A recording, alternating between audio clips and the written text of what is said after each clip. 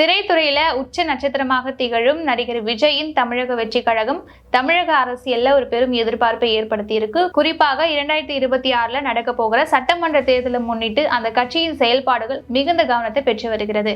இதுல முக்கியமானது என்ன அப்படின்னா, கட்சிக்கான தேர்தல் சின்னம் என்ன அப்படிங்கிறது தான். சட்டமன்ற தேர்தலில் 4 முனை போட்டி நடக்கும் அப்படிங்கிறது தெள்ள தெளிவா தெரிகிறது. திமுக தலைமையிலான ஒரு கூட்டணி, அதிமுக பாஜக ஒரு கூட்டணி, மூன்றாவதாக சீமான் கட்சி ஆரம்பிச்சதுல இருந்தே தனித்து தான் போட்டியிட்டு வராரு.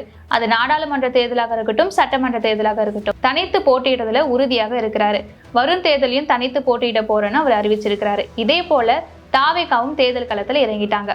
இதற்கிடையே கூட்டணி அமைப்பதற்கான முயற்சியையும் தாவேகாவினர் தீவிரப்படுத்திட்டு இருக்கிறாங்க. தாவேகா அணியில அமமுக, புதிய தமிழகம் இணைந்து செயல்பட போறதா தகவல் வெளியாகி இருக்கு. இது மட்டும் இல்லாம தேமுதிகவும் பாமகவும் கூட்டணி அமைப்பதற்கான ரகசிய பேச்சுவார்த்தை நடந்ததாகவும் தகவல் வெளியாகி ஒரு பரபரப்பை ஏற்படுத்துச்சு. இந்த நிலையில ஜனவரி மாதம் தைப்பொங்கலுக்கு அப்புறம் வேட்பாளர் நேர்காணல் நடத்துறதுக்கு விஜய் திட்டமிட்டு இருக்கிறாரு. ஏற்கனவே 234 தொகுதிகளின் உத்தேச பட்டியலையும் அவர் தயார் செஞ்சு வச்சிருக்கிறாரு.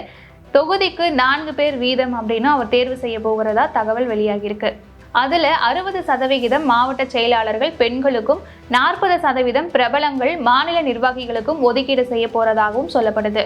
சென்னை, திருச்சி, நெல்லை, ஆலங்குளம் போன்ற 4 தொகுதிகளில் ஏதேனும் ஒரு தொகுதியில விஜய் போட்டியிட போறதா தகவல் வெளியாகி இருக்கு. தாவேகாவில் இணையும் முன்னாள் அமைச்சர்களுக்கு வாய்ப்பு அளிக்கப்படவும் உள்ளது.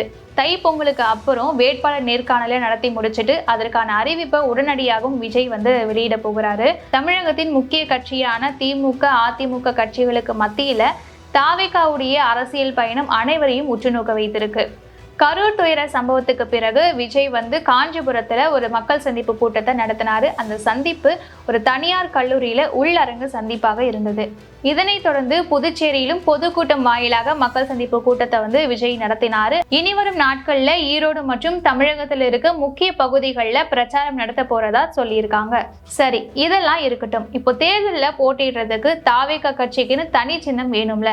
அதனால தாவேகாயினர் தேர்தல் ஆணையத்திடம் சின்னம் கோரி விண்ணப்பம் செய்திருக்கிறாங்க.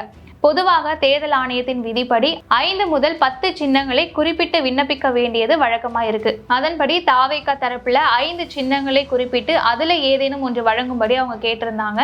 அதுல குறிப்பா ஆட்டோ சின்னங்களை தாவேகா கேட்டதாக சொல்லப்படுது. ஆனா அந்த ஆட்டோ சின்னங்கள் மறுக்கப்பட்டது. ஏன்னா இந்திய தேர்தல் ஆணையத்தின் பாதுகாக்கப்பட்ட சின்னங்களின் பட்டியல்ல ஏற்கனவே அந்த ஆட்டோ சின்னம் இருந்தது.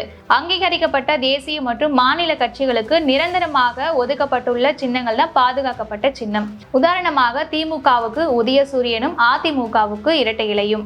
கேரளாவில் இருக்கிற பதிவு செய்யப்பட்ட ஒரு கட்சிக்கு ஆட்டோ சின்னம் ஒதுக்கப்பட்டதுனால மற்ற மாநிலங்கள்ல இருக்க கட்சிக்கு இந்த சின்னம் கொடுக்கறதுக்கு வாய்ப்பே இல்லை. தாவேகா குறிப்பிட்டிருந்த சின்னங்கள்ல 2வதாக இருப்பது விசில். இது அரசில் நடக்கிற ஊழல், லஞ்சம், முறைகேடு போன்றவற்றை வெளி உலகத்துக்கு கொண்டு வருபவர்களை விசில் ப்ளோவர் அப்படின்னு அழைப்பாங்க. அது மட்டும் இல்லாம ஊழலை எதிர்த்து விஜய் பேசுறதுனால இந்த சின்னமும் பொருத்தமா இருக்கும் அப்படின்னு சொல்லப்படுது. 3வதாக இருப்பது மோதிரம். இது எளிய மற்றும் உறுதிப்பாட்டினை குறிக்கும் ஒரு குறியீடாக பார்க்கப்படுது. 4வதாக இருப்பது கிரிக்கெட் பேட். இளைஞர்களை கவரக்கூடிய விளையாட்டு சார்ந்த அடையாளமாக பார்க்கப்படுது. இது மட்டும் இல்லாம செங்கோட்டையனும் சில தினங்களுக்கு முன்னாடி பேசியிருக்கிறாரு. என்னன்னா, எங்களுடைய சின்னம் நாடு முழுவதும் பேசக்கூடியதாகவும் மக்களுக்கு நெருக்கமானதாகவும் இருக்கும் அப்படின்னு சொல்லியிருக்கிறாரு. மக்களுக்கு நெருக்கமானதுன்னு பார்த்தோம்னா மோதிரம் தான். அதை தான் எல்லாரும் அணிந்திருப்பாங்க. மோதிரம் சின்னத்தை தான் சிம்பாலிக்கா சொல்றாரு அப்படிங்கறத தொண்டர்கள் மத்தியில பேசப்படுகிறது. 2014-16 தேர்தல்ல விடுதலை சிறுத்தை கட்சியும் மோதிரம் சின்னத்தை பயன்படுத்தி தான் தேர்தலில் போட்டியிட்டாங்க. இப்போ அதே சின்னத்தை தாவேகாவுக்கு வழங்க போறதாகவும் தகவல் வெளியாகி இருக்கு. தாவேகாவுக்கு மோதிரம் சின்னம் வழங்கப்படலாம் அப்படின்னு பொது வெளியில அதிகமாக பேசப்படுது. ஆனா அதிகாரப்பூர்வமாக இன்னும் வெளியிடல. தேர்தல் ஆணையம் தாவேகாவுக்கு என்ன சின்னம் வழங்க போறாங்க அப்படிங்கிறத பொறுத்திருந்து பார்க்கலாம்.